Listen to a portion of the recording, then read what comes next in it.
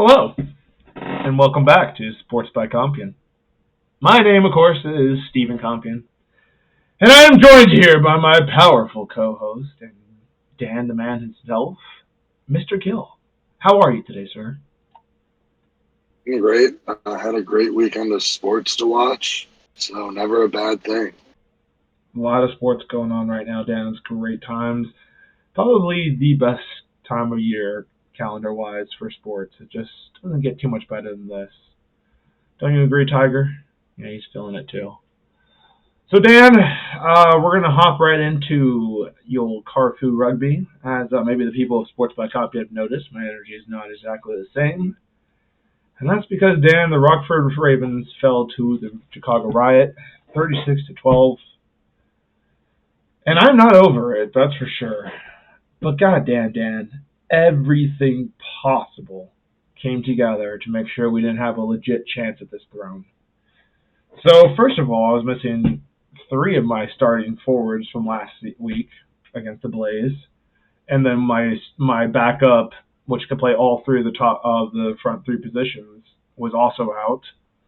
Then we had more people drop out due to sickness and other catastrophes. Came down to playing with 18 players. And 19 was Paul Gentz, our coach. Absolute trooper. I loved the picture. You know, man, the guy still got it. I'll say that right off the bat. The man still has it. Forward, a strong carry. Fixed our scrum because this is what we had to do with a last-minute dropout by who? Who dropped out last minute? Dude, did you say Colonel Skip? Colonel, oh, that's what it was. Skip drops out the night before. I feel like we're still going to be okay. I don't know. We're not gonna get into names. Skip had a very valid reason. He had an injury, and Colonel, the everlasting strong prop for the Rockford Ravens, was gonna go see his son play his first baseball game. So, you know, man, I'm not gonna hold either one of those 2 accountable. Like, that is totally reasonable, especially for Colonel, dude. The guy's like 40-something, bro. Like, absolutely, go see your son play his first collegiate game. That's huge. That's a big moment for both of them, I'm sure. So I'm convinced that no one will ever play more games for the Ravens than Colonel. Yeah, you're probably right about that. He probably someone's gonna have to play from like 18 to 60 years old. I mean, we'll see how long Skip goes, but the problem with Skip's record is that Colonel's still playing right now. So. Yeah, he's still putting games on him. Exactly. So I don't know. We'll see what happens. Yeah, this was a heartbreaker, Dan. You know, the boys, we came in, they still put up a fucking fight, dude. That's all I can say about these Rockford Ravens, man. They don't give up. The film will tell us if I'm lying about this, but I'm pretty sure we haven't given up a try of 20 meters plus, 25 meters plus. And what I'm trying to say is nobody's breaking big runs on us and going and getting scores, dude. Every single try that this team has given up are ones right within those 20 where we're battling them every single phase and making them work for their money. So I am proud about that. But yeah, you're losing people when you need them, and it's like you're playing with a makeshift scrum against fucking legit amazing teams. Of course, we get crushed in the scrum all day until Paul Gentz comes in, actually stabilizes it a little bit. But at that point, the game was lost. And you know, the main thing, obviously, we got to get into it. Probably down 2 tries, 1 try at this point. We're on defense. We come up as a line. The referee was, in my opinion, very much in front of the ball. And so William Archer hit her, which it does matter to the story, Dan. Hit her out of the way. I didn't see the hit. I was running right next to Will, so I don't know how bad it was, if he shoved her, if he just bumped into her. Regardless, after this, William decided to follow that up with a get out of my way, girl. Now, Dan, I do respect the amount of respect you're supposed to have out here for a referee on a rugby field. It is chaos. You have to respect somebody to run this game. I do get that. I do think it should go. We'll get into the rest of it. Absolutely unacceptable on Williams' behalf. Yeah. No surprise. She immediately calls me over, tells me she's throwing him out of the game. Now that seems a little harsh on my behalf. I think she took a little bit too much offense to this, Dan. We're 15 minutes into the game. It is very young for you to decide you're going to go ahead and make a winner right now, because that's what you're doing. Us down a try, 2 tries, whatever it was at that point, you're going to go ahead and put me down a player. You right now, ma'am, are deciding who's going to win this game based on your pride. okay? Like, come on. You were in front of the ball, which is what I argue with her. She says, I got to stand somewhere. I'm like, preferably not right in front of the ball, ma'am. This lady was out of position all day, Dan. Now, there's going to be some serious repercussions for William because this was a red card. She brought him back on the field, threw him out. We're down a man 15 minutes into the game. So, yeah, that is a huge factor to why we lost this. But seriously, like, we got a letter. There was an email sent out from Rugby Explorer about how unacceptable they found, not necessarily us. They said a few, and I don't know if they were singling out us or if there really was a couple other occasions. Regardless, they said there was some unacceptable behavior towards the ref and that they were very unhappy and that it was going to be a thing and don't make enemies out of the referees type of email. And what I have to say to that, Dan, is, okay, you may find that unacceptable the way William handled that, and I agree with you. But I find it unacceptable how much of an unsafe game that lady was calling all day because she was out of position all day, Dan. Now, as I'm playing in a game, dude, it is hard for me to catch my breath and also talk to the ref. I got to get better at that as a captain, 100%. And I did also get upset, so she was listening to me less later into the game. But all my guys were reporting high tackles, bangs to the head, getting punched on the ground. And she just kept saying, I didn't see it, but I'll look out for it. Dude, I carried the ball like once, get rocked by a shoulder, which is already a super high tackle, and then straight up head-to-head contact on the other side. Our scrum half, Nolan, was hit early in the game to the head, visible mark on his head, and like he had to tough through it, keep on playing. He gets rocked again in the second half, has a concussion, could be out for a couple weeks now, and you're going to tell me you missed all of this. That was an unsafe game that she called, and I find that unacceptable, Dan. So, do you guys record yourself, or do you rely on the writing? We usually record these games, Dan, but this one was not recorded because our recorder was not available to do it, and we could not find a replacement. The Riot also did not have a copy. They also did not record the game. That's convenient. Okay.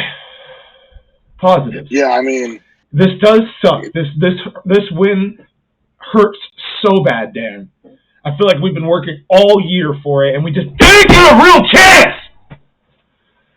But anyway, the boys fought back in this second half, dude. You'll see those 12 points right there, and that is a strong 2 tries from our finishers coming on well, dude. Our bench came on strong for us.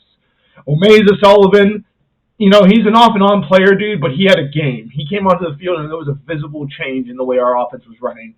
Ran through multiple Riot guys to put down our first try of the day. Later on, the boys keep battling. We're right back in position again. Ball out to DeCaro. Runs over one of the Riot for the second try, and his first try as a Rockford Raven. The boys did fight out for this, dude. As you can see, we only gave up 36 points, which is some of the least amount of points the Riot had put up. We gave up less than the Indiana did. Should have been better. Should have been better. This isn't good enough by any means, but I am proud of the way the boys battled against all fucking circumstances going against us. Moving on. Blazing Black, Rob, Peoria. This is a bit of a shocker. I was gonna say, you know, you guys had a pretty strong game against them last week. A 26-13 win. What are your thoughts on Peoria now? Like, do you think it was an off game? I mean, was this in Chicago or at the it's in Chicago. So the Peoria travels like trash. That was gonna be my next question. I'm like, is this one of those classic, because it's a road game, and I hate saying it, but we all been there, that it's the road game. It's tough to get numbers on the road type of game. You think that's what happened to them? I think Peoria is going through a rough year, is what I'm going to say. I think Peoria is going through a real rough year with numbers. I've heard from the Riot that Preston, obviously captain over there for Peoria, has mentioned that they're struggling for numbers. So you guys have Peoria. You guys have Peoria at home, right? Yeah. Yeah, we got Peoria at home. So anyway, this is maybe not too much of a surprise then if you factor in these things. A pretty big result here, 57-0 for Lake County over Northwest Indiana. This matters because at this point, Lake County is pulled well ahead of everybody else in the league as far as the point differential. So yeah, It's pretty big that they keep on putting up these kind of crazy numbers. The last 3 weeks they're scoring 40. I think it was 50, 40, 50. So like they're putting up the fucking points on people. Yeah, last week they won 33-26. Okay, so that's a little less than I thought, but either way, that's still decent numbers. But I mean, yeah, like right now, we haven't posted it yet on our Facebook page. Comes out on Friday. But Lake County 3-0, 15 points in the standings. So that they're setting themselves up very well. I did look on the website; they do have the playoff bracket posted. So it is the top 2 teams of CARFU play the top 2 teams of Wisconsin to start the playoffs, and then Minnesota and Iowa play each other. I know we were talking about that the other day offline. So, I mean, at this point, Lake County is just in control of their own destiny, being up 5 points on second place, and now it's just a tight race for second. So to skip ahead from our game coming up this week, real quick, to whenever it is that the Riot and Lake County play, my money's on Lake County all day on that game. Lake County is dangerous as hell right now. Yeah, I think that's going to be an exciting game to watch when they finally square off with each other. I mean, at this point, it's going to probably be 2 heavyweights going at it with each other. They actually play each other the last week of the season. Lake County goes to the Riot. Wow. Should be interesting. The Riot seem to be getting, I don't know. It's going to be an interesting game.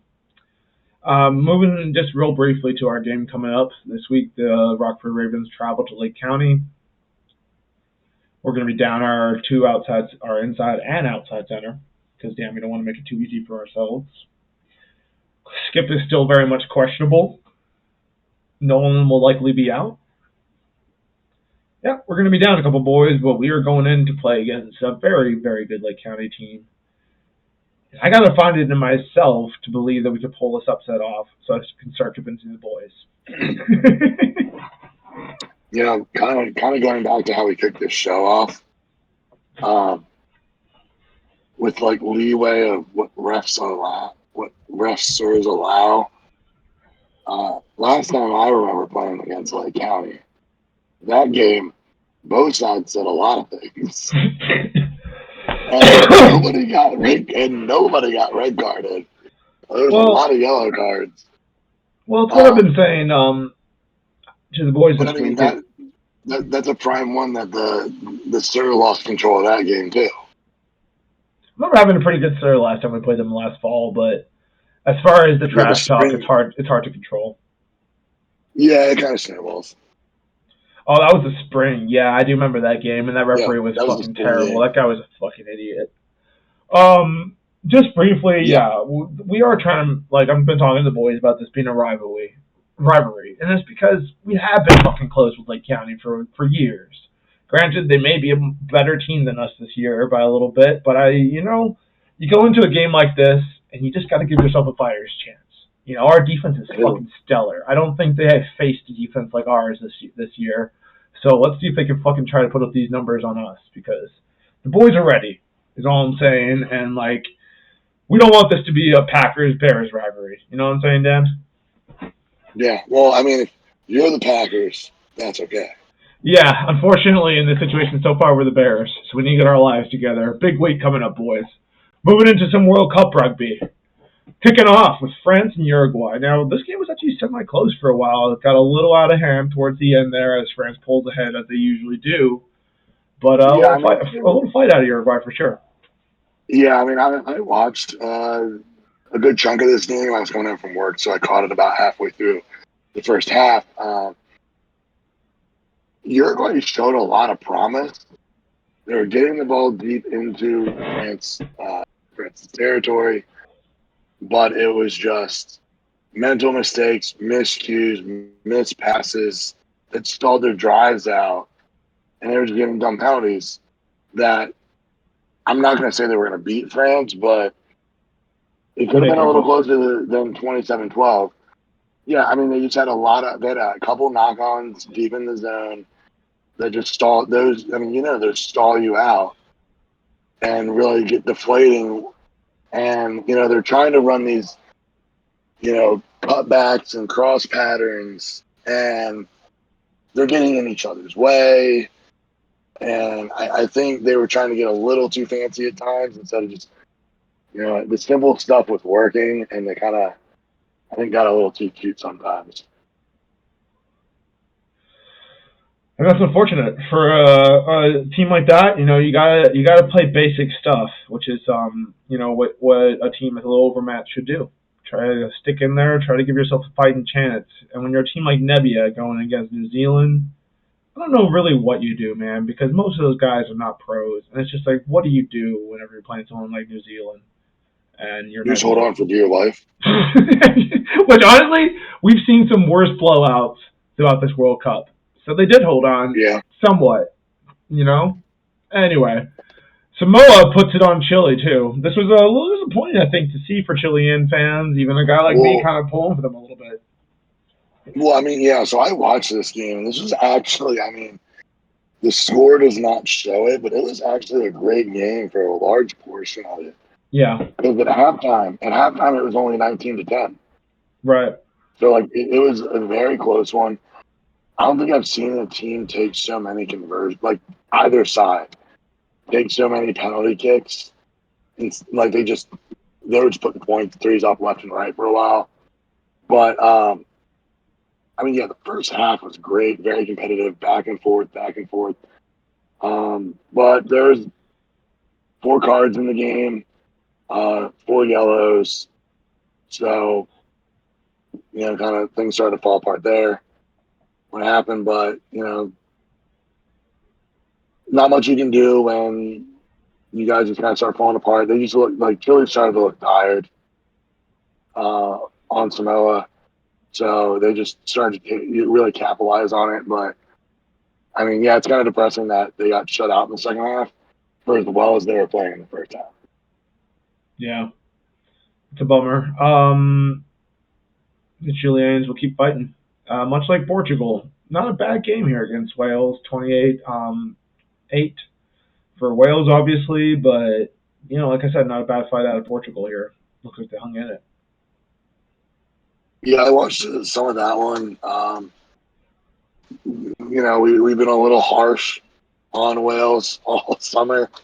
In all honesty, just like England, but Wales look good. They missed some opportunities. It definitely could have been worse. But I think Portugal is what it is. I think they were just happy to be there. I believe they were the team that knocked the U.S. out, right? Portugal had something to do with it for sure. Chile was, yeah, you're right. Portugal was the ultimate one that knocked us out most recently. Yeah, it was Chile knocked us out first, and then Portugal knocked us out last. You're right. Yeah, so Wales definitely, if they cleaned up a couple things, could have got a couple extra tries in, but they still look good. All in all. Yeah, so obviously I don't even know if they played some of their starters. The first try of that wing was definitely a Wales starter. So who knows, man? I got nothing to say about Wales rugby. Figure it out, guys. Really, I don't really care. Really random about that game. Well, it really wasn't about the game. It was about the Wales jerseys. It was actually kind of cool. They were really cool. They had their crest. Did you notice below the crest? No. They had a number. That's kind of cool. So that's like one of the teams that has a number on the front. No. It's like 1,000 whatever. So I've heard 2 different theories online for what people think it is.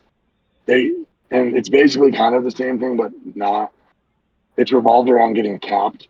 So they think it's either you're like the 1,000th capped player in Welsh or Wales history, or that's your ranking in the all-time list. So your number can change the more games you play. So there was a theory. Those are the 2 theories. I haven't seen a confirmed thing. I tried going on the social media the day of, see if they had a thing about it, but I haven't found anything yet. Maybe it posted since.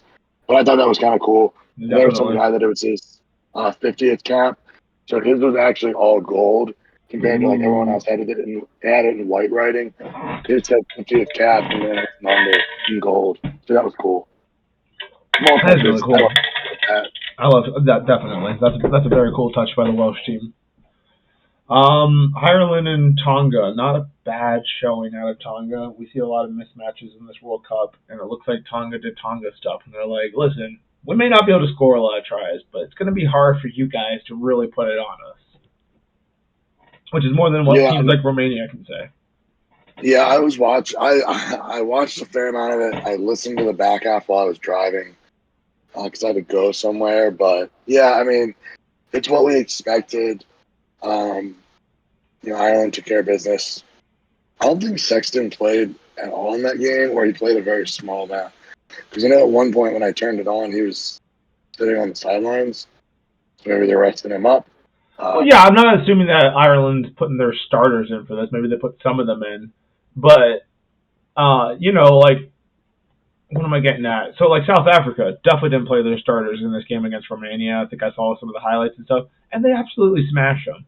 So my thing is, I wish the U.S. was in whatever qualifying pool Romania is in, because we smashed them in the summer, and we'd probably just always qualify for the World Cup if we had to just play against trash teams that Romania is playing against to qualify. Sorry to shit all over you, Romania, but you've scored 8 points and given up like fucking 150-something, 60. So play some defense, Christ.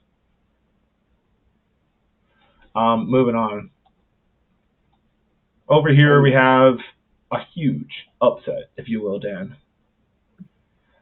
Fiji wins over Australia. Now, this was mostly a game of conversions here for Fiji. They just kicked a whole bunch of them, and then eventually got a really beautiful try. Australia came out to an early lead. Didn't do much else with it after that. They struggled against this Fiji defense. They get a late try to bring it back, but ultimately ran out of time, and Fiji pulled off a huge win, an historic win. Yeah, definitely surprised to see that score come across later in the morning. Of course, I will not watch the games on Sunday, but really happy. We didn't know what was going to happen with Fiji in this. We were feeling the middle of a pack thing for them, but huge points for them. It puts them, right now they have the tiebreaker over Australia in terms of points. We're both at 6, but right now they're in the spot to move on, so that's huge news for them. Huge. It's a huge. England continues to do some good rugby stuff in this World Cup. They absolutely put it on Japan. Some people thought maybe this game would be close. I kind of did. It was not. I mean, I'm kind of surprised that Japan didn't. Definitely I thought it was going to be closer, but I wouldn't have been shocked if Japan won that, given how they've been playing. Yeah. And how England have been playing. Right. So this is a tough loss for Japan. Puts them in a really tough spot heading forward. So they should just focus on their women's team, because it sounds like they're down here putting in the work. Look at this women's team. Beat Fiji twice now. There you go. South Africa absolutely puts on the Kenyan women. I don't even know. I mean, Kenya, what kind of women's rugby program is really going on down there, Dan? Can we even talk about this? Before we move on, Dan, do you, Mr. Gill, have a non-sponsor sponsor for us? I do not. It's all right, Daniel. Stephen. Oh, wait, Compian. actually. Yeah. Hold on. Mm-hmm. I have these Premier sunglasses. Oh, wow. From Halo Exterior. Oh, wow. A returning non-sponsor sponsor, if you will. Get your quote. Get your shades. Be my man. Halo Exteriors, baby. Damn right. Beautiful. For a non-sponsor sponsor. Fucking love it, Dan. Absolutely beautiful. Moving on. Sorry? I said I also have nasal spray on my desk. That's the only closest product placement I have. We'll take Halo Exteriors all day, baby. Roofing, siding, solar needs, we got you covered. So, Vikings. Sorry. To give you the full service. Damn right. So Eagles Vikings kick off this NFL Week 2. I think people are being a little hard on the Vikings to start this. I mean, yeah, the loss to the Bucs was surprising, but this was a decent performance by them against Philly. Kirk Cousins. And the Eagles are Kirk a good Cousins has team. another massive game, dude. What is Kurt, like 7 touchdowns to like 1 interception and a shitload of fumbles, but like, dude's doing pretty I mean, but decent out the gate here. his stat lines, yeah, he's got 700 yards, 6 TDs, and an interception. Like that's not a bad start. Not at all, not at all. Which is more than we could say about Jalen Hurts, frankly, because I mean, not to be an asshole here, but 193, 1 touchdown, 1 interception. They mostly ran the ball with DeAndre Swift this week. It looks like. Yeah, I mean, he has 2 rushing touchdowns and 70 yards on top of his 2 passing touchdowns. So, if you want to call it 4 combined. But yeah, that makes sense. I think, he's off to a slow start. So. Well, at least passing the ball, but you're right. 2 touchdowns rushing is no joke. Devontae Smith with another big game. 131 touchdown, which he had a nice long one, right? Yeah, well, I know there was Devontae Smith had a 63-yarder touchdown pass reception. Yeah, that's what I was saying. Yeah. Oh, sorry, I thought you said Swift. I apologize. I might have. No, I can't hear anything sometimes. I can't compute it. It's weird. Checks out. I should probably get it checked out. Nah, it's fun. Dan, what happened here? This screwed up my pick'em. This screws up the NFC South. Nobody likes this. What happened? So, and Falcons just ran the ball down their throats until they died of it? No, I mean, look, they were missing a couple key pieces. It's, not an excuse. But Jones, Watson, and Bakhtiari were all out of that game. So that's 3 large pieces to the offense to be out. Now, not to start a little controversy, but the rumor Bakhtiari was out is because that game is played on turf, and he hates playing on turf. He would not entertain that theory. LaFleur shut that down when reporters were bringing it up, especially because it was on the heels of the Aaron Rodgers injury, and Bakhtiari was very vocal about removing turf. So, kind of interesting. I got to go through and look at their schedule for the rest of the year and see whether games are on turf and see if he sits those out too. But, look, this is a young offense. We've said it before. They're still trying to find their way. There was a costly penalty on Jordan Love, and you know what? I'll give it to him. He owned up to it. He wanted to go do a QB sneak, and he didn't have his cadence right. So he was the one that false started because he lunged through the line of scrimmage thinking that they were going to snap the ball, and they didn't. And he owned up to it in his press conference. He's like, look, I thought we were on the same mark. I didn't make the right call, which is something we got to work on. I heard in several post-game reports that the whole team, was in sections after the game, by position, coaching each other up and trying to, figure out, what went wrong. They were taking it very much as a learning moment. So that sounds very promising. And the Falcons, we've said it before. They have pieces, gotten pieces that can make them competitive this year. And, I think it's just 2 young teams squaring off against each other. Yeah. It's a good way to look at it. Man, but they pounded the ball on the run. So B.J. Robinson obviously has an amazing game. 124 yards on 19 carries. Tyler Algier, not so much, but he did have 16 carries, so they gave him a chance. And then even Desmond Ritter with 10 carries. So that's a total of, a lot of fucking carries, Dan. I don't want to do the math, Dan. It's not my day. But 45. That's a lot, dude, to be just pounding at that defensive line all day. It's not surprising they were able to kind of make something happen here.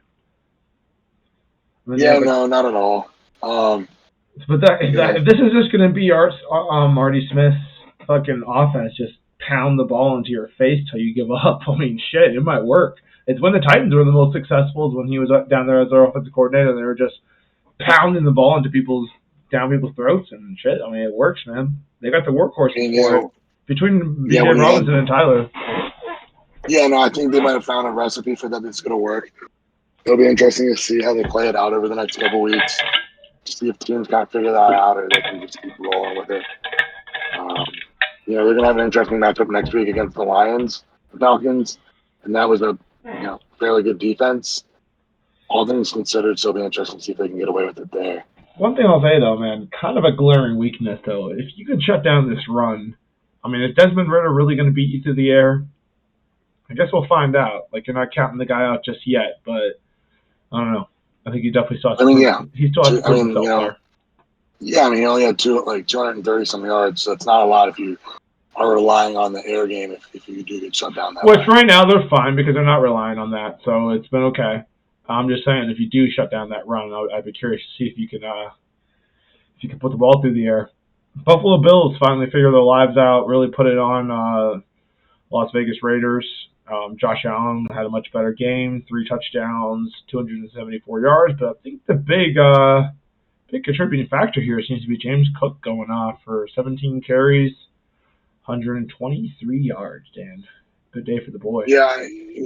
Yeah, I think there was a general consensus between all of us on our last pick on the show that the Bills were going to bounce back. I don't think the Raiders are necessarily a bad team, but I didn't see the Bills putting up back-to-back performances like that. They found how to get Cook going in the game, which is good. And, I mean, even Allen, 3 touchdowns for nothing glaring in the yards department, but still 274 is not bad when it comes to what he did. So, I think they might have found their pieces, figured out what was wrong there. The good defense is a good defense. I don't want to take anything away from them for what they did opening weekend. So, it's going to be interesting when they roll back around against each other how that goes. But I'm much more concerned about what the Raiders' offense can do than their defense, I think. Great assessment, Daniel. We're going to go ahead and roll with that as our assessment here from Sports by Compian. What's going on down in Cincinnati, dude? This was a bit of a big disappointment for me. I was really people are making jokes. Yeah, I saw it. People are making jokes that Andy Dalton or Joe Burrow gets paid and turns into Andy Dalton. Yeah. Poor Andy. I don't know. Like, we knew Burrow had the injury problem. He's definitely being affected by it. I heard he tweaked it again in this game. Did they rush him back? Should he even be playing right now? I think is going to become a genuine conversation at some point soon, if not already. Right. Because at this point, like you said, he tweaked something again. At what point, could sitting him out a week or two over the next couple weeks? But now you're 0-2, so it's like you're in a tight spot to be looking at doing that. But my thing is, if you sit him for a week or two, hopefully you don't. Maybe you split it. Maybe you win 2. But if you play him next week and whatever he's tweaked gets worse and now he's out for the season, versus you rest him for a game or 2, I know it's a little unorthodox, but I mean, something's going on. Something's got to be fixed. They had absolutely no running game as well. I mean, the Ravens have a good defense and just swarmed them. They held them to 66 total yards in rushing. So, it does also seem like they're giving up a little early on it, though. I mean, you're having Joe Burrow throw the ball 41 times. I mean, you get down big. That doesn't help. You only have 15 attempts. That's what I'm saying. And Mixon's doing pretty well. Like 4.5, that's a winning formula right there. Yeah, I know. Definitely got away from it early. So it's kind of funny. And honestly, all in all, the game never got out of hand. Like, there was a lot of back and forth. Like, Ravens scored, Bengals scored. Like, it was literally no one scored sequential time. Well, I think it's going to keep on coming back to is Zach. It was alternating. Is Zach Thomas a really good coach? Is I think what a lot of Bengal fans should be probably asking themselves. Or is Joe Burrow just carrying the hell out of this guy? I mean, I think, we said it about the Chargers. Maybe we need to add the Bengals to the list. But, if the Bengals miss it or having like an early round exit this year, is he on the hot seat or does he just get fired? Like, Yeah, it's I know he insane brought him to the it's insane Super to say that. Bowl. He was just in the Super Bowl, then he was in the AFC Championship. So it's like, no, I don't I know, think but he. like I don't. we've seen some teams give people shorter leashes Yeah. Well, when you have a guy like Joe Burrow, you know you have a with window. expectation. So it's like when you have a window, maybe you make drastic moves. And they got a Yeah, but I mean receiving core also, around Mixon. I mean, around Burrow too. yeah, but I mean he kind of came up with Burrow though. I think this isn't a Sean Payton situation where you have that. Like Zach didn't walk in with the pedigree that Sean Payton does. So like I Right. could get why Sean Payton could be a one and done because there's a lot expected up front by bringing him in. So maybe he has the leeway in that, but like still, they got to figure out how to get the running game going. I agree. Abandoned way too early for only 15 carries over a game. So they got to figure something out. I don't know if they need Mixon's one to of their best look at. players. Like you can't get away from him. Yeah, I don't know if they need to bring in more offensive line help to kind of help keep Burrow on his feet. Um, I know or my boy what. Alex Kappa is doing his part. Yeah, I mean, sure, he only got sacked one time in this game, but so if he's not comfortable back there, it just creates bigger problems. 100%. Well, the Bengals need to figure it out. Moving on to a big upset here, at least in the pick'em. Definitely screwed us up over here. Seattle at Detroit. They pull off an overtime win. I think the big story here is Detroit giving up 14 points to Seattle over some turnovers. Uh, maybe not as much success on the run game as they would have liked. Gibbs was kind of contained for most of the game. Yeah, looks like they lost some crucial fumbles. Had an interception by Goff as well. That's 3 turnovers. Hard to win games when you're having 3 turnovers. Anything, Dan? Yeah, this one was very much back and forth. I mean, at one point, the Seattle did get out ahead of them, but the Detroit managed to come back on it. And sure, I get there was a lot of riding high after knocking off the Chiefs, but Yeah. I feel like there was a consensus in week one for us in pick'ems that we expected a lot out of the Seahawks, and they didn't show up. Right. And then we all quickly gave up on them. Yeah, I would say maybe we should have rolled some of that into week two. Yeah. We were drinking too much of the Lions Kool-Aid. All things considered, by the way, funny moment in the game that didn't get talked about.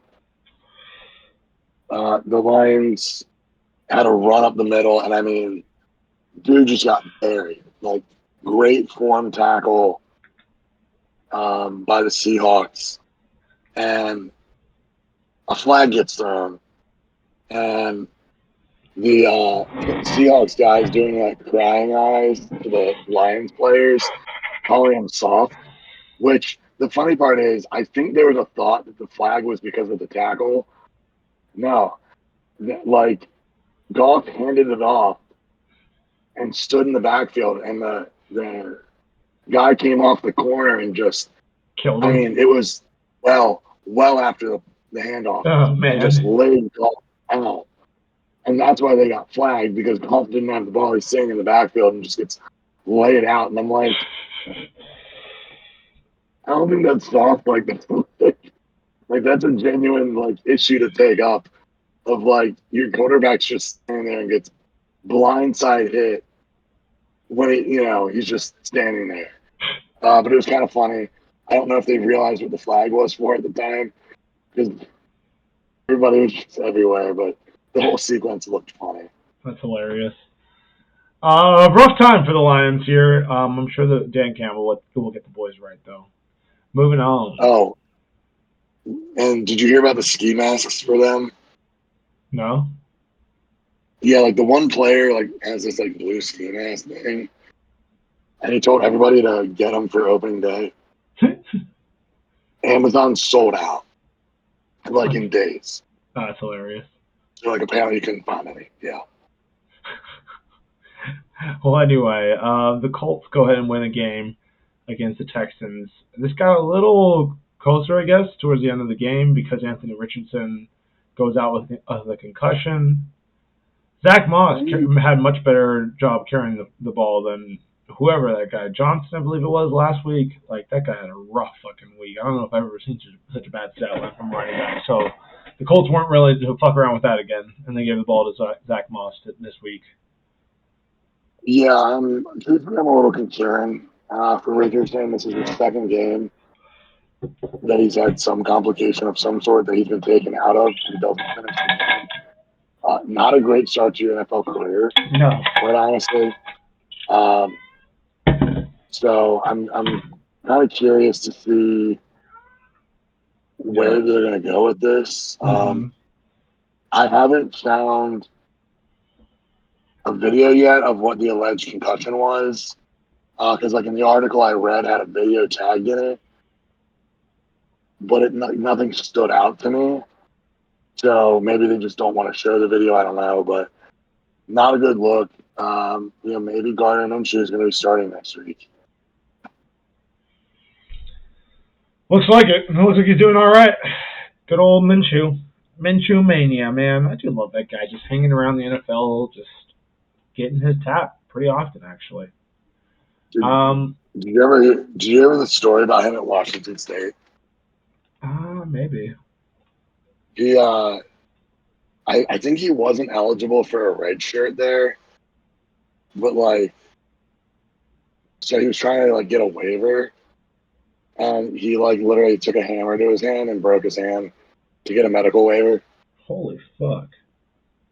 Yeah, something like that. Yeah, I'll have to find a video and send it to you. It's so wild. Probably not his throwing hand, if I had to guess. Yeah, if he was a smart man, I would hope not. This game was super close, Dan. The Kansas City Chiefs find a way towards the end of the game, but Jacksonville had the lead for a huge portion of this, at least. With the touchdown at the end by Jacksonville, they do take the lead there ultimately, but they came close. Trevor Lawrence just kind of struggled a little bit today. He couldn't quite get it going, and you got to score more than 9 points to beat the Kansas City Chiefs, Dan. Yeah, I mean, the Chiefs had 3 turnovers, so it definitely presented the opportunity for the Jaguars. I think we all knew that this was going to be a good game. This was going to be a close game. It was last year. So, it sucks that, Lawrence couldn't get going, but in all honesty, Mahomes had an interception, and they had 2 other turnovers. So, I mean, it's not like they were having the best time themselves over on the Kansas City sideline. I do love that Kirk has a -1 passing yard. But all in all, I think, like we said, didn't see Kansas City losing 2 in a row. And slow start to the game, but they eventually got through there. An interesting thing that I saw, the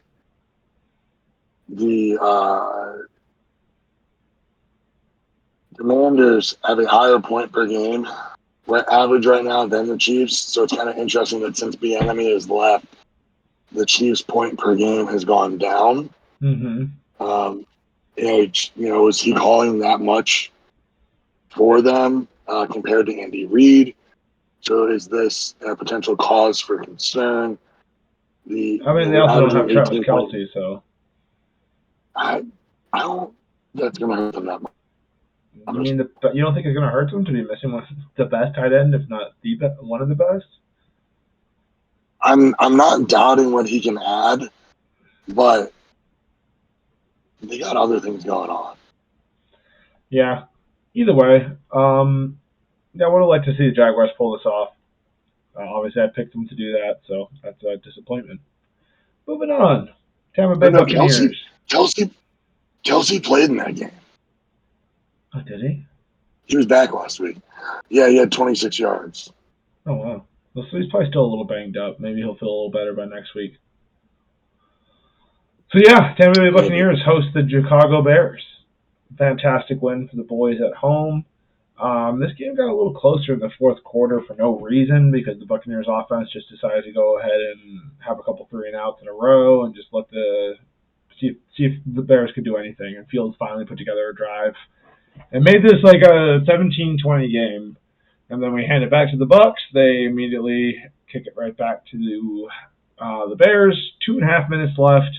I'm thinking, oh Christ, here we go. Let's go defense, because they honestly were there all day, and they did not let us down this last drive. Big, nice veteran play by Shaq Barrett, dropping into a screen and picking that ball off. Takes it to the end zone. They maul him in. Shaq Barrett had a great game. A beautiful sack off the edge. And this was a huge game for him in general. Goes ahead and seals it with that touchdown. And then Fields comes back onto the field and throws another interception. He struggled all day, Dan. Like he had 2 big passes to DJ Moore, but that seems more like DJ Moore doing DJ Moore stuff. And he has the Buccaneers number, that guy. So I'm so glad he's out of the division. But anyway, yeah, not a great game out of Fields by any means. Baker Mayfield, on the other hand, sir, looked great. Well, I don't know about great, but he went ahead and, didn't turn the ball over. He was 317 yards. He finds Mike Evans. God damn it, Buccaneers. Pay the man. Fucking pay the man. What are we doing? 171 yards, 1 touchdown. People have been discounting Mike Evans this year, but Dan, and that's on them. Fools. 2 huge plays out of him. He ran out of gas, otherwise he would have scored from like 70 yards out. Just an absolute beautiful game. Beautiful touchdown. His touchdown was great, dude. Like, Baker Mayfield, to his credit, finds him right in that hole between the cover 2 defense. Mike Evans goes up and does Mike Evans things, and it was a 3rd and long after a fumble by Wells, which Baker Mayfield hopped on immediately, so good on the boy. He has his team believing, man. The run game found a little bit of life this week, between Sean Tucker. Sean Tucker actually had a couple of rough carries, but Rachaad White found the open field a couple times. Mayfield even scrambled a little bit. Chase Edmonds too. Not some pretty good carries out of him. So it was good to see the Buccaneers finally get a run game going. Chicago struggled all day, and god damn, that was a hot fucking game I was there for. So, some things I've been reading online the last couple of days. I mean, some of it was after the Green Bay's game, some of it was after this game. Is it time for the Bears to give up on the Justin Fields? Like, it doesn't seem getting any better. Like, you got to roll with him for the season, in my opinion. Also, people out here underestimating the Bucs defense. We have a legit defense this year, man. Good luck against us. We got pressure up the middle with the front 4, and our secondary is opportunistic as hell. I mean, look, I'm not discounting what Tampa Bay's defense did, but it's like, I get that it's early. I get that it's whatever, but I mean, it's almost like we're watching the same song and dance with Justin Fields. Is this year 3 for him now? Yeah, and everybody talks about what Allen did, what Hurts did, what Lamar did. Like, there's big 3rd-year jumps with all these most recent QBs, and he's like not trending. I mean, it doesn't help that with all the cap space that they had, they spent none of the money on offensive line now. They didn't address their biggest issue. Don't get me wrong, I do not like the Bears, but let's be honest here. I'll tell you what they need. And I would expect them to do something by now, but if they go 0-3, let's say they go 0-3, what's the harm? They're going to have a horrible matchup next week because they're at Kansas City. But hold on. So, you can't give up on Fields. It's year 3, and you got to really know he's not the guy. This is week 2. I think it's definitely early to pull the trigger because you know who their backup is? Nathan Peterman. I watched the boy chilling on the sideline most of the game, and then, their 3rd string looks like some young lad who's definitely not ready to fucking be out there throwing NFL footballs. I could be wrong. Who knows? They definitely had a baby face. Tyson Bagman. He went to Shepherd, and he was one of the most decorated college QBs. At Shepherd? Where the fuck is Shepherd University? I think it's West Virginia. Anyway, what is that? Is that Division 2? Yeah, it's D2. Okay. My best friend's girlfriend's brother plays for their team. My best friend's girlfriend's brother. I hang out with them all the time. No, it's fine. I just think that's a funny connection. The line. Yeah. No, it sucks. He's a lineman, and he got hurt in one of the last practices before the season started. Fuck. A lineman fell and rolled up on him and tore everything out in his knee. No. MCL, ACL. Jesus. So that sucks. That does suck. Last thing on this Buccaneers game, Joe Tryon-Shanka finally showing up, man. He had 2 sacks today. Maybe 1. I think it was 2. Let's see here. Joe Tryon, 2 motherfucking sacks today. Hell yeah. Big game out of my boy. Finally starting to kick in. We desperately need him to. Los Angeles Chargers. Still looking for answers, dude. They screw my pick'em. Thanks, Chargers. 0-2, baby. Yeah, it's not Herbert's fault, though. My man's out here doing whatever he can. Yeah, I mean, like we said earlier with the Bengals, Daly on the hot seat, I think so. 100%. He's shown mismanagement multiple times. And the way the Titans played last week, I wasn't overly impressed. So this one actually shocked me. Yeah. No pun intended being the Chargers. But, it's... I mean, this one seemed to be very much back and forth for the majority of the game. But, what happened? So they need to figure out something on it. I think their defense needs to step it up. And, because Herbert's looked good his first 2 games, but they're just – it doesn't help that he got sacked 3 times this game. But got to be better. they just got to be better. Yeah. Got to be better. I don't know what else you really say about this game. Like you said, surprised to see Tennessee actually put up a pretty good fight in this game. Not a bad game at all out of Ryan Tannehill. Derrick Henry, they just do Derrick Henry stuff. 25 carries for 80 yards. Not the most yards per carry, but he does get a touchdown too. They're just doing Titan stuff, man. Good for them. What happened to our other games up here? Why did you take this away from us, NFL? Don't be like that. All right, good. We're back. So the Giants find a way to win this game, probably a lot closer than it should have been. Daniel Jones I got very nervous for my pick'em.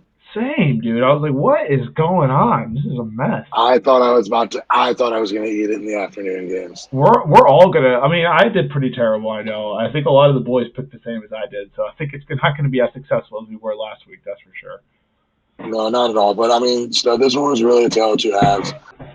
Cardinals just put on great work in the first half, 20-0 heading into halftime. And then just absolutely disappeared, giving up 31 points in the second half with only 1 score themselves. Dobbs looked good in the first half. But, unfortunately, I didn't starting Dobbs over there. It's hilarious to me for some reason. Because I saw that guy play that last game, the Titans versus the Jaguars. Dude, the guy doesn't have eyebrows. I don't understand how he's an NFL quarterback. I forget. I've seen that before, and I forget what medical condition it is. Oh, I'm sorry, dude. I'm sorry. Okay, yeah, that's fucked up. But he is. The dude is also people that can't grow hair. He's also like an astrophysics. So the dude's a fucking genius, and he's an NFL quarterback. So yeah, I'm an asshole for saying that, but he's also a millionaire. He'll be fine. And honestly, not a terrible game out of him at all. 228 yards. Couldn't find a lot of completions in the second half. It looks like James Conner. I'm sorry, continues to do Connor stuff over there, man. 106 yards, 1 touchdown. I think when he left Pittsburgh, a lot of people were curious to what he was going to do. But it's been working out for him over there. So absolutely, big thing came out of this was Saquon Barkley going down with a really bad ankle injury. It's tough to see, man, especially a guy like him taking that franchise tag this year with that 1-year contract. That's rough to see. Yeah, tough one on him. Hopefully it's just quick turnaround. Hopefully it's not too serious. Wishing you the best, Quan. Moving on, San Francisco goes ahead and wins 30-23 over the Chargers. The Rams. This was a pretty competitive game out of the Rams. Yeah, no, I got home for the second half of this. It was actually a great game to watch. Very back and forth. I'm not going to say the Rams are back. I get that they lost, but I think the Rams team that we saw go to the Super Bowl, like Matt Stafford, is very much picking up where he left off. He had 2 costly interceptions. One of them, I only saw one of them. I didn't see the other one.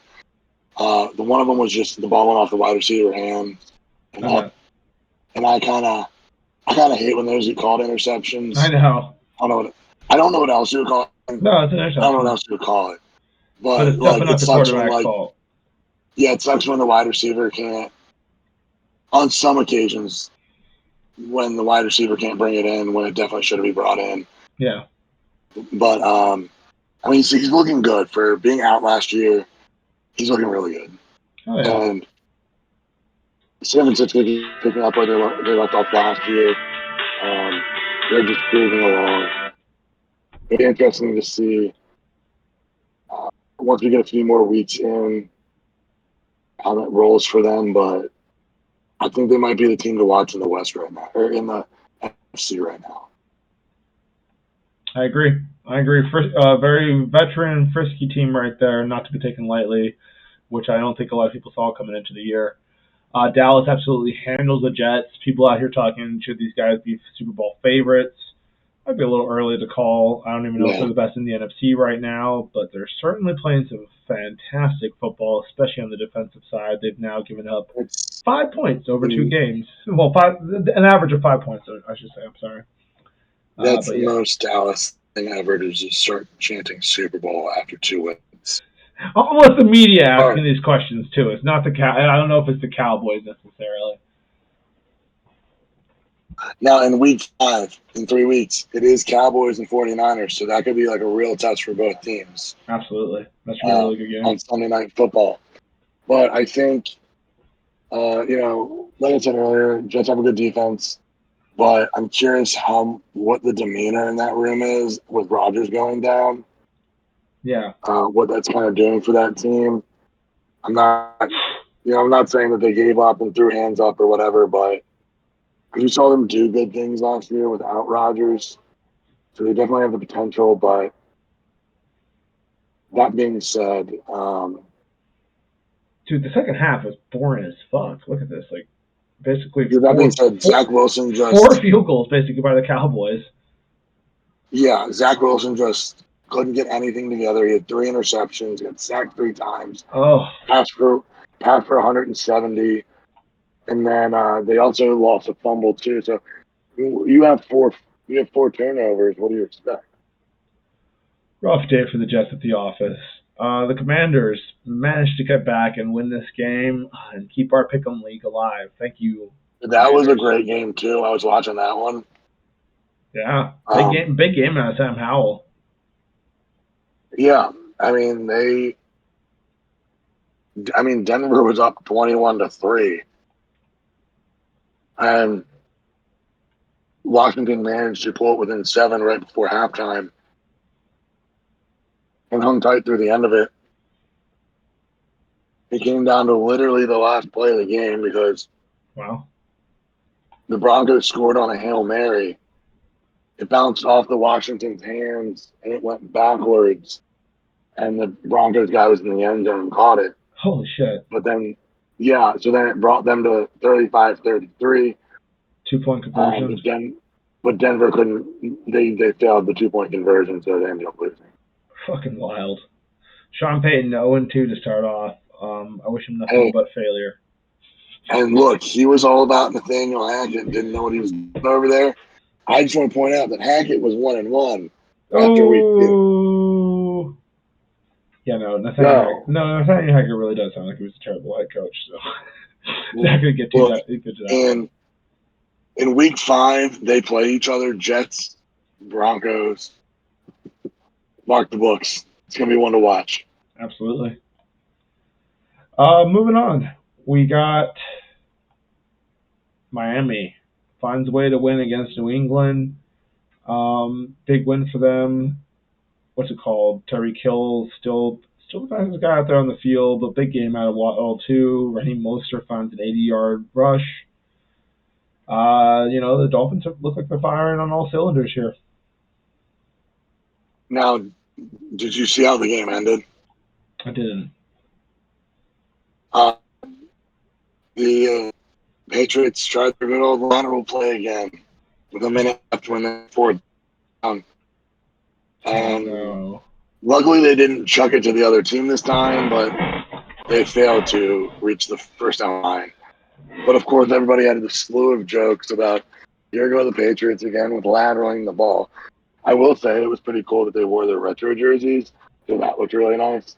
They wore their red ones. Yeah. With Patriot, I think it's called Patriot Pat on the head. But I think this was gonna. We expected a good game out of it. I felt like it was going to be close, and we were talking about the Pick'em League, so this is one that definitely could have major implications on the wild card. A lot of people weren't really buying into Tua, I think, this year, given his health concerns from last year. This guy right here definitely wasn't buying in. Yeah. So going up 2-0, pushing the Patriots to 0-2 is huge. Huge. Now, do you know the last time the Patriots went 0-2? No. 2001. Wow. And they put some guy named Tom Brady in. Weird. So, but anyway. a lot of people out here are real disappointed Bill Belichick and starting to there's low keys, low rumblings for his head already, and it's like, you guys gotta be kidding me. You're gonna try to fire Bill Belichick? But we heard some of that last year though. Yeah. I don't know. So seems ridiculous to me. I think much like Justin Fields, Mac Jones is another one. It's how much longer they're going to give him. Yeah. Yeah. So I think Mac Jones is playing better than Fields right now for sure, but yeah, I agree. Yeah. It's tough to walk in after Brady, so no matter what you do, it doesn't look good enough.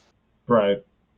But to be fair, he also hasn't done a lot, so he does need to put it on a little bit more if he's going to keep that job down there. This game actually got pretty close towards the end there. Carolina really tried to get back within this game. Maybe New Orleans Saints fans, which we did talk to a friend of the show, Zach, and he says he would like to see some more out of this offense. The Panthers do have a pretty strong defense, so not too surprising, but they're struggling to get the run going. I mean, Tony Jones with 2.8. Really, Taysom Hill was the brunt of their run game on Monday Night Football. Amazing catch by Chris Olave. Another beautiful catch by Stills. So they have some explosive plays coming off every once in a while, but overall, it seems like Derek Carr is kind of struggling to settle in so far. Yeah, I mean, he got sacked 4 times. That line needs to help him more. If they're going to give him time to be able to throw to Olave and Thomas to set up these drives, but right. Definitely a slow start to the game. I mean, field goal fest to start it. The first 4 scores were all field goals in the game. I know you love field goal fest, but do love it. I think it was a good sign out of Carolina. I get that they lost, but still, they're a young team, young quarterback. He also got sacked 4 times, so they're still trying to figure out what Bryce Young can and can't do right now. So all things considered, I think it's impressive on their part that they only lost by 3. Yeah. But granted, I don't think that we saw a stellar game out of the Saints last week either. Right. Although with that win by the Titans now, that win's looking better for sure. And you can't deny a 2-0 start. So I do hate the Saints organization, but they are 2-0. Moving on. Pittsburgh Steelers host the Cleveland Browns and pull off a win. This game had a couple things. So, first of all, man, shout out to Nick Chubb. I hope it's not that serious, man. It looked fucking... So they didn't show it on the broadcast, but Zach was kind enough to send a picture to the Ravens chat. But anyway... To which he removed. Yeah, because I did talk to him about it, and, maybe I'm wrong. But, dude, I don't like showing those type of things. I don't like talking about injuries. I don't, and dude, like, so on the broadcast, like, we're not going to show this. It's gruesome, and I respected that. I'm like, that's fine. Let's not show this. But dude, like, you could hear like on the mics of like I guess it was the refs or some of the players. You could hear Nick Chubb yelling, dude. And it's like, fuck, dude. That's one of the best. That's probably the best running back in the whole league. So it's just so tough to see a guy like that who works so hard, like, just go down. And it's like, shit, man. Nobody wants to see that. Speedy recovery to Nick Chubb. I hope he's going to be okay. Yeah, no, absolutely. Someone described this as, I was reading online, that it's not a, they're hoping that, I hope it's only a season ender. You know what I mean? Yeah. This is the second time that he's suffered a serious leg injury in his career. So it's tough to come back from. In general, he's 27. So he's definitely, in terms of running back life, he's definitely on the backside of it compared to most. Yeah. So it's going to kind of be interesting to see where he lands with this. For sure. Because he had that horrible, in 2015, he Yeah. had that horrible knee injury when he was at Georgia. Right. So he was able to come back from that, but I think it's curious to see where this one goes. Yeah, a lot younger, but I think, and again, this might be time for like another conversation for another episode, but we've talked about it before. I think the NFL needs to do something about the tackling rules. You know what I mean? I'm not a fan of these body tackles. Guys just launching their bodies like a missile. Yeah, and when I watched the replay of it, I watched it at speed. I've watched the replays of it, and at least the one angle that I've seen, the one defender's being down by the back, very traditional tackle, like that's fine. But then the other defender comes in front of him and throws the upper body with his back to him, like he has his back to him, and throws his back first into his legs to like essentially chop him and take his legs out from under him while the guy. That's Mega Fitzpatrick too. Like that's one of the best defenders in the league, man. It's like on his back, and whether it's turf or not, if your foot digs, you're screwed. And I think that's what happened to him. It is. So because I was talking with one of my coworkers at work today about it. I was like, I firmly believe if Fitzpatrick squared up on him and hit him in the legs and wrapped him, even though the guy hit him up top first, I don't think you break his leg. I could be wrong, but I think it drastically decreases it. Like I think the NFL needs to adopt. I think the NFL needs to adopt some degree of rugby style tackling where you have to wrap. Make an attempt. Yeah, you have to wrap the guy. Like you can't just throw your shoulder into everybody that runs by you. 100%. One, your tackle rates will go up anyway. But as a player, you'll get better tackle. Yeah, it's really rough to see. I would actually agree with that. Yeah, I would agree. I think there definitely needs to be something to address it because it is when you see those guys just launch themselves like a missile, and it's always the secondary that does that kind of shit. And it's like, you're gonna fuck somebody up like that, man. Yourself included. He was banged up after that play too. I think he probably gave himself a little mild concussion there. Yeah, so I don't see the NFL doing that right now. They're too worried about turf fields, but it's definitely something to look at. Worth looking at.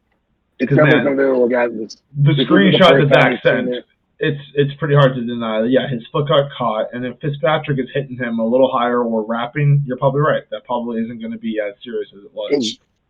Yeah, if he wraps him, he pulls his feet off the ground. Exactly. So.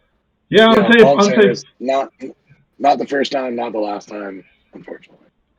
Cleveland Browns offense kind of struggled in the second half. I mean, both offenses were struggling out here. This was a very defensive game. Both defenses really brought it. Especially T.J. Watt, man. Holy shit, T.J. Watt was on another level last night. Like, just all over the Yeah, field as usual. they were all over Watson. They were not giving him any room to breathe. Nope.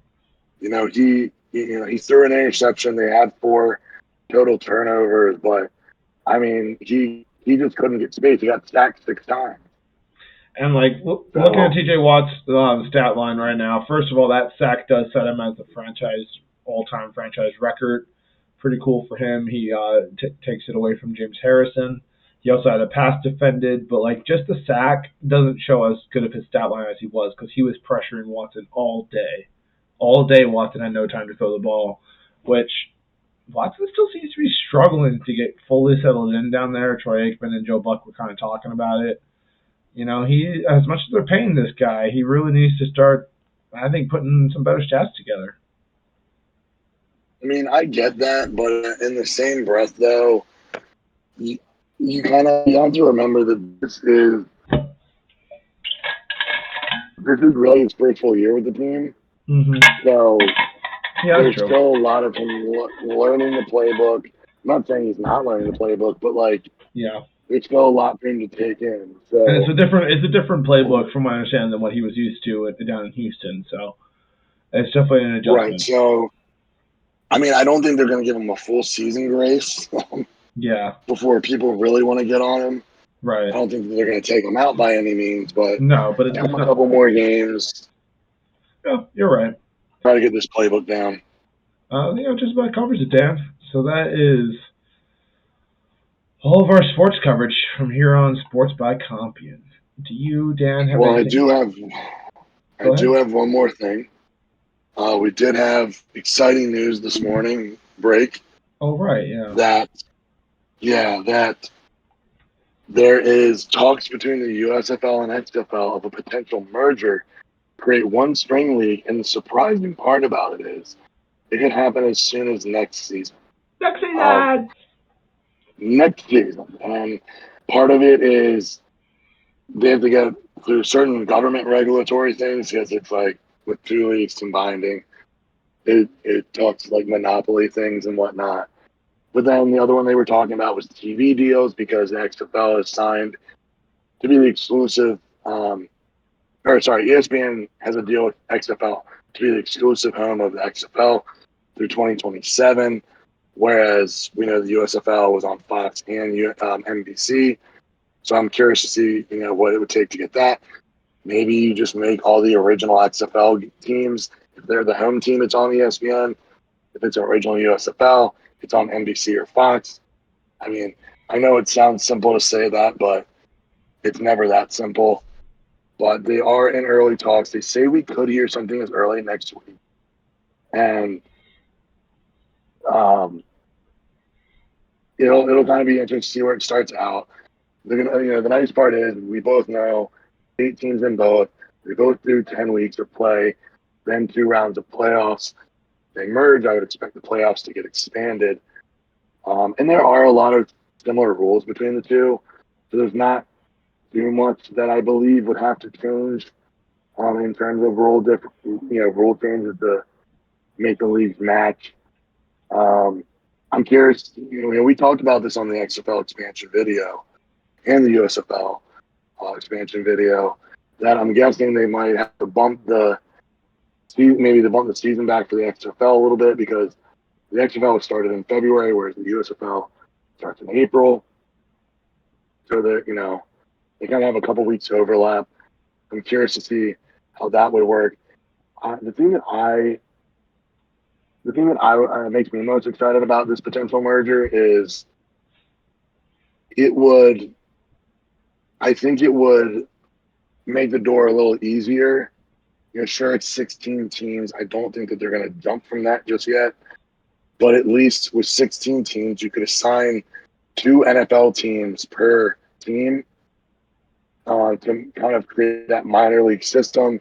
Yeah. So whether they give them, whether there's a deal in place that they get X amount of practice squad players per team, or they just do a full blown,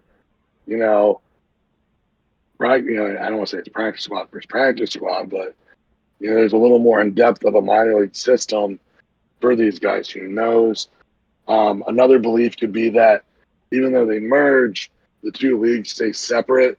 So they don't, because to me it would make sense that Jersey, Pittsburgh, Philly, and DC would become a new division. I know we talked about that. I actually have a full-blown chart made up for if they did merge that I made months ago that we've talked about offline. Nice. But I think initially there's some belief that the two leagues, even though they merge, they do like an XFL division, USFL division, whatever they decide to make the names, and they do like a champion versus champion. So whoever wins the XFL faces whoever wins the XFL or USFL, and do a champion versus champion as possible as well. So who knows how it would shake out into A that lot of regard. speculation. So we don't know much at this point. So there's still lots of questions, lots of things that should go into it. Absolutely. We'll speculate on it a little bit more when we have a little bit more data, but those are all valid questions, Dan. 100%. But yeah, like I said, surprised to see that we could hear something as early as next week. But I guess given the time frame of both leagues, we would have to hear something soon if it's going to happen for next year. Absolutely. Yeah, they got, as you mentioned, many things to sort out. Do you have any final words for the people of Sports by Compian, Dan?